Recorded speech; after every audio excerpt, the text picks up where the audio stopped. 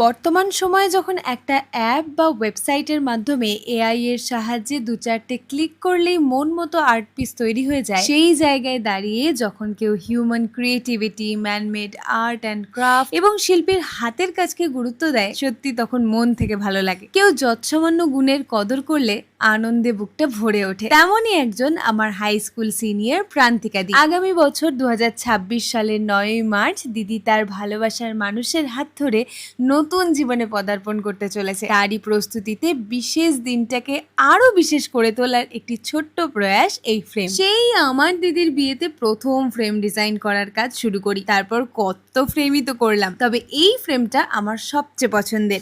দিদি বেশ কিছু রেফারেন্স শেয়ার করে, যেগুলো থেকে এই কলা পাতা, টোপর, মুকুট, গাছকৌটোর আইডিয়াটা আমার মাথায় আসে। সাথে দিদির একটা রিকোয়ারমেন্ট ছিল যাতে ফ্রেমটা ফাঁকা ফাঁকা না লাগে, তাই শুভ বিবাহর একপাশে দর্পণ ও অপর পাশে কাজল লতা দিয়েছি এবং মার্জিন বরাবর বিয়ের সেই মহামন্ত্র যদি দং হৃদয়ং তব তদস্তু হৃদয়ং মম লিখে ভরিয়েছি। স্কুল জীবনে দিদিকে বেশ খুঁতখুঁতেই মনে হতো, তাই কিছুটা ভয়ে ভয়েই কাজটা করেছি। কমপ্লিট হতেই ছবি পাঠানোর সাথে সাথে স্মাইলির দু চোখে লাভ ইমোজি দেখে উফ শান্তি। প্রার্থনা করি আগামীর পথ চলা সুখের হোক।